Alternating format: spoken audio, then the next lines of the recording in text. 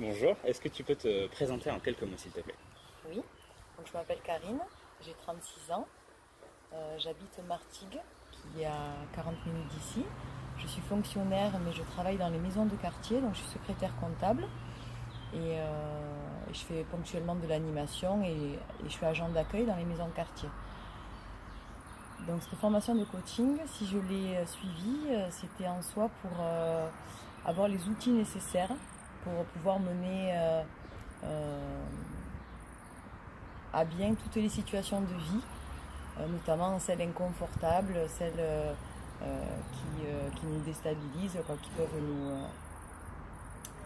être pas évidentes à gérer. Et aussi, dans mon travail, je suis amenée à devoir accueillir des personnes qui vont me confier des choses qui peuvent être déstabilisantes.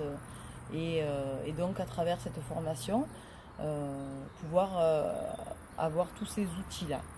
Et c'est ce que cette formation m'a apporté complètement parce que la Karine que j'étais avant et celle que je suis maintenant, c'est plus la même.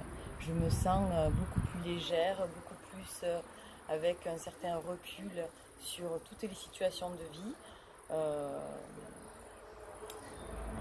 beaucoup plus de côté positif, même si je suis quand même quelqu'un qui est assez orienté sur le positif. Mais là, voilà, toutes les situations qui arrivent à moi, ben, je les amène de manière positive. Je m'en sers justement pour rebondir.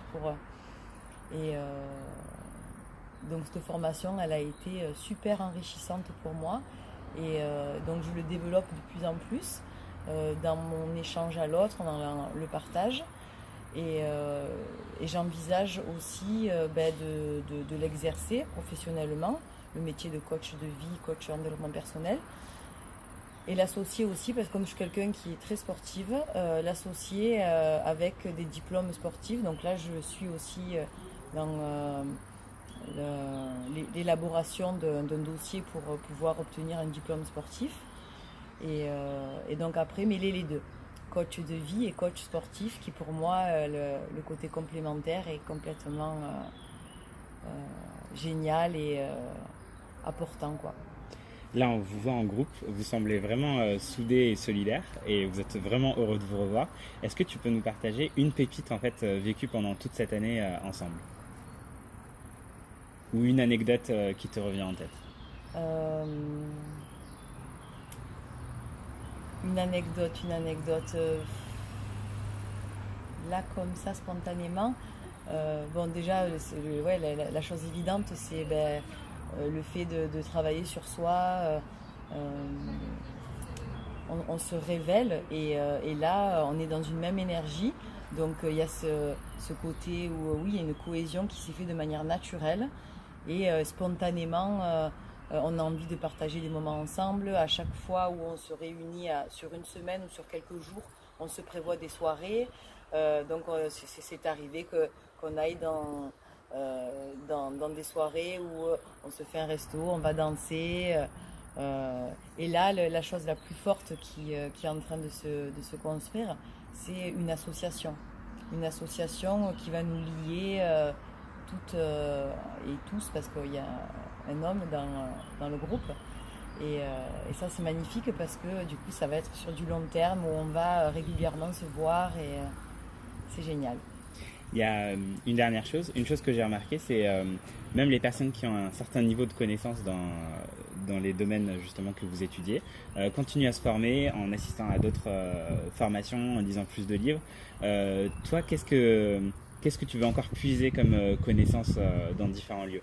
De quoi tu as soif après avoir vécu un an de formation assez intense? Sur les capacités humaines, la puissance du corps et de l'esprit, ce à quoi l'humain peut être vraiment énorme dans sa constitution et tout pouvoir affronter finalement.